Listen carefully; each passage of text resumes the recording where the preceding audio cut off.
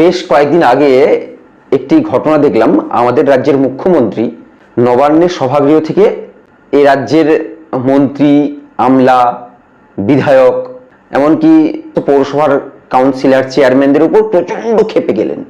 এবং তারই পরবর্তীতে দেখলাম যে হঠাৎ করে ওনার মুখ থেকে এতদিন যেটা আমরা শুনতাম যে সর্বধর্ম সমন্বয় বা সকল মানুষকে, সকল জাতিকে একসাথে নিয়ে কাজ করার চেষ্টা বা একসাথে নিয়ে চলার যে প্রবণতা ছিল, সেখান থেকে কার্যত 180 ডিগ্রি ঘুরে উনি বাঙালি জাতীয়তাবাদের কথা বলতে শুরু করলেন।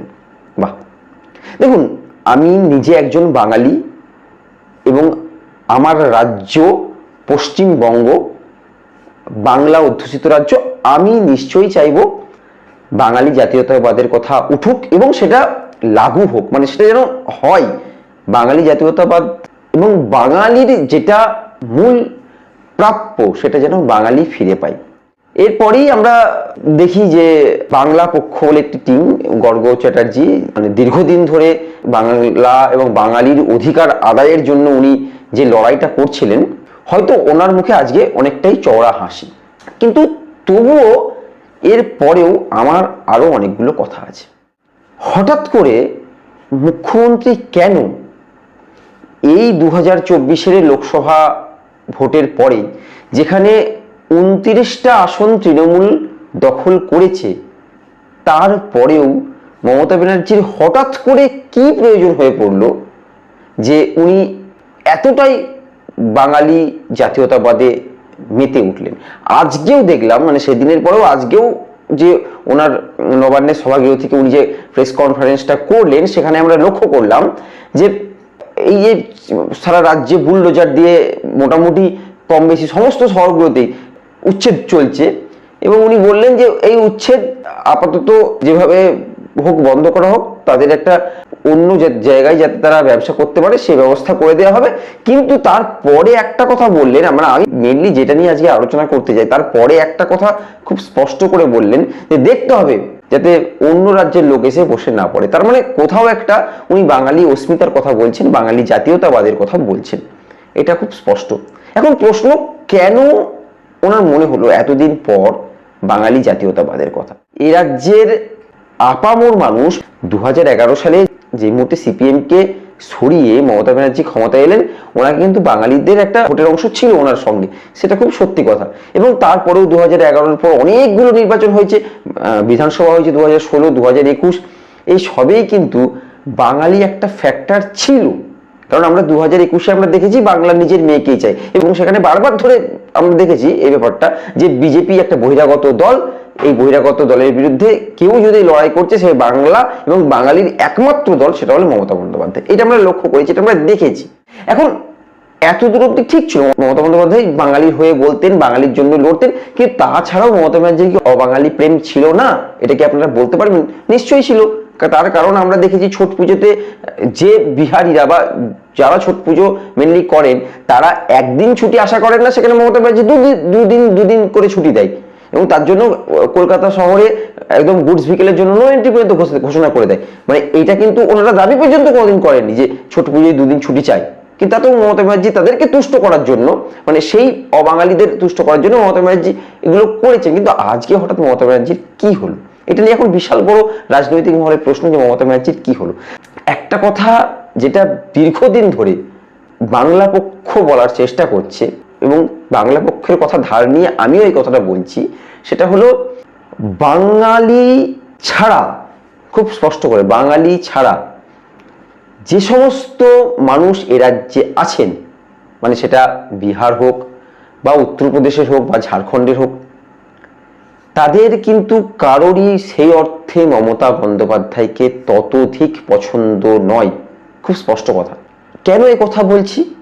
তার একটাই কারণ হলো, আপনারা খুব লক্ষ্য করুন, যে সমস্ত অবাঙালি অধ্যুষিত এলাকা, যেমন শ্যামপুকুর হতে পারে, বেলেঘাটা হতে পারে, উল্টোডাঙ্গা, কাঁকুরগাছি, যে সমস্ত অবাঙালি অধ্যুষিত এলাকা, জোড়াবাগান, বড়বাজার, এই সমস্ত অঞ্চলগুলোতে এইবারের লোকসভা ভোটে যদি বুথভিত্তিক পর্যালোচনা করা যায়, সেখানে আমরা দেখতে পাবো এই সমস্ত অঞ্চলগুলোতে কিন্তু তৃণমূল অনেকটাই পিছিয়ে এবং সেই সমস্ত ওয়ার্ডগুলোতে কিন্তু বিজেপি লিড করছে, যেটা কিন্তু মমতা ব্যানার্জির কিন্তু মাথা ব্যথার একটা প্রধান কারণ বলে আমার মনে হয়েছে।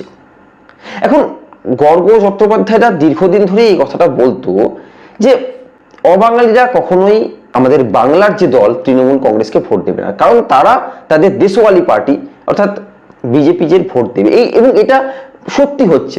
এখন মুসলিম ভোটার যারা, যেমন পাক সার্কাস বা মেটিয়া ব্রুজ, এই চত্বরের যে সমস্ত অবাঙালি, সেই ভোটগুলো কিন্তু তৃণমূলের দিকে এসেছে। খুব প্র্যাকটিক্যালি ভাবুন, অর্থাৎ অবাঙালি মুসলিমদের ভোট আসছে, অথচ অবাঙালি হিন্দু ভোট কিন্তু তৃণমূল দখল করতে পারছে না। অর্থাৎ বিজেপির যে দীর্ঘদিনের যে একটা হিন্দুত্ববাদী যে প্রচেষ্টা, যে আমরা হিন্দি হিন্দু হিন্দুস্থান করার যে চেষ্টা, সেই বিজেপি কিন্তু এ রাজ্যেও অবাঙালি হিন্দুদের ভোটের উপর থাবা বসাতে পেরেছে, যেটা তৃণমূল 10-12 বছর শাসন করার পরও তাদের ভোটটা ক্যাপচার করতে পারেনি। অথচ এই মমতা বন্দ্যোপাধ্যায়, এই তৃণমূল কংগ্রেসের সরকার বিভিন্নভাবে তাদেরকে তুষ্ট করার এক চেষ্টা করেছে। সেটা হনুমান জয়ন্তী পালন করেছে, সেটা ছট পুজোতে উৎসাহ দিয়েছে, এগুলো কিন্তু করেছে। এবং বিভিন্ন নেতা মন্ত্রী আমরা দেখেছি এই হনুমান জয়ন্তী বা ছট পুজোতে তাদেরকে, আমি কলকাতারই একজন বলি, তারক সিং, নামের পিছনে সিং আছে, এখানকার নেতা, নামের পিছনে সিং আছে, উনি লিট্টি চোখা উৎসব করছেন। দেখুন, উনি জন্মগতভাবে, আমি আসছি না ওনার প্রসঙ্গে, উনি কোন, কিন্তু এখন আমি ধরে নিলাম বাঙালি, এবং উনি কিন্তু লিট্টি চোখা উৎসব করছে। আচ্ছা, লিট্টি চোখা উৎসব কি সত্যিই বাঙালিদের? এইগুলো কিন্তু আস্তে আস্তে ভোট বাক্সে প্রভাব ফেলছে। এবং মমতা ব্যানার্জির মতো একজন দুধে রাজনীতিবিদ, এগুলো কিন্তু নজর পড়েছে। এবং মমতা বন্দ্যোপাধ্যায় আমার মনে হয় অত্যন্ত বিচক্ষণ, উনি এটা বুঝতে পেরেছেন, তাই উনি বাঙালি অস্মিতাকে ধরার চেষ্টা করেছেন।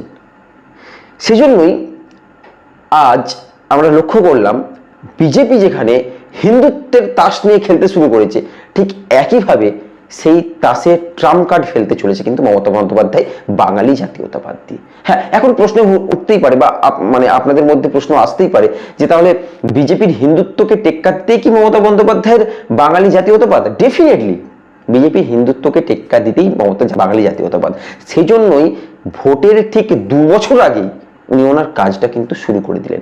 দেখুন, 2026 ভোট এখনো অনেক দূর, প্রায় 2 বছর, 1-2 মাস কম, প্রায় 2 বছর আছে।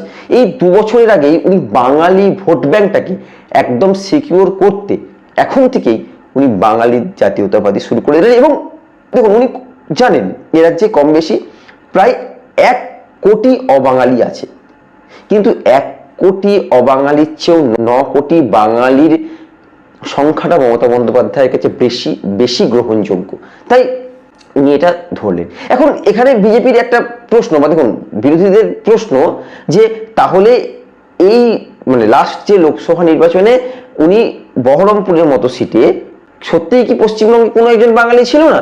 ওনাকে কি প্রয়োজন পড়লো সুদূর গুজরাট থেকে একজন অবাঙালি ইউসুফ পাঠানকে আনার? একইভাবে বর্ধমান দুর্গাপুরের ক্ষেত্রে কীর্তি আজাদকে আনার, আবার আসানসোলের ক্ষেত্রে শত্রুঘ্ন সিনহাকে আনার কি প্রয়োজন পড়লো? তাহলে এখানে কি সব বিরোধিতা দেখা যাচ্ছে, নাকি হঠাৎ করেই ভোটের পরেই মমতার বোধোদয় হলো না এবার কিন্তু বাঙালিদের জন্য কিছু করা প্রয়োজন? এখন এখানে একটা কথা খুব স্পষ্ট, এর পরেও কোথাও একটা এই অবাঙালিদের তোষণের রাজনীতি থেকেই যাচ্ছে।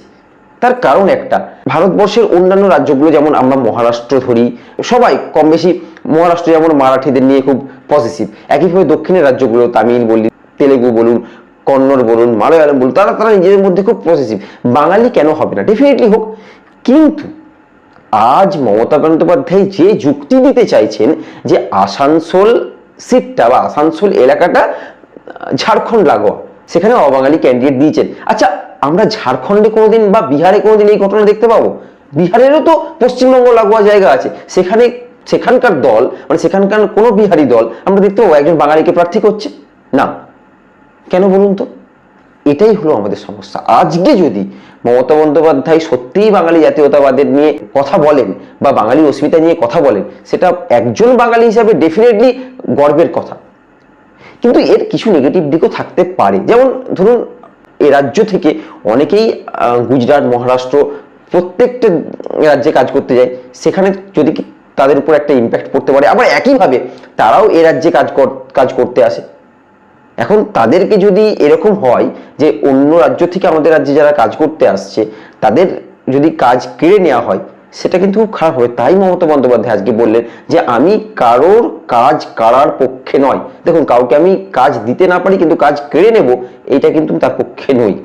সুতরাং এটা একটা ভালো কাজ করলেও কিন্তু আগামী দিনে আমার মনে হয় প্রত্যেকটা কাউন্সিলর এবং প্রত্যেকটা বিধায়ক এবং সবচেয়ে বড় কথা প্রশাসনকে, পুলিশ প্রশাসনকে নজর রাখতে হবে যে বাঙালির কাজ হারিয়ে যাতে অবাঙালিরা কাজ না পায়। আজ এ পর্যন্তই। আগামী দিন দেখব সত্যি সত্যি মমতা বন্দ্যোপাধ্যায় মুখে যেটা বলেছেন কাজেও তা করেন কিনা।